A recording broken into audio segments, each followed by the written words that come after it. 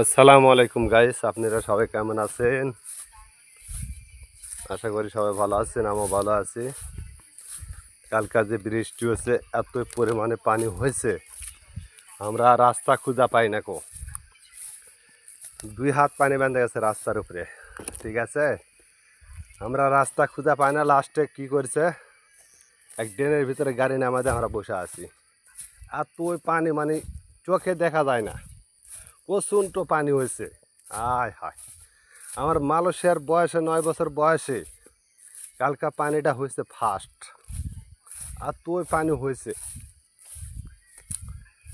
তে এখন মালয়েশিয়া বর্তমান প্রতিদিন জন্য পানি হচ্ছে, তারপর আমাকে কাজ করা লাগে পানির ভিতরে, ঠিক আছে। তো সবাই ভালো থাকবেন, সুস্থ থাকবেন, আর ভিডিওটা ফলো দেওয়া সবাই পাশে থাকবেন, ঠিক আছে।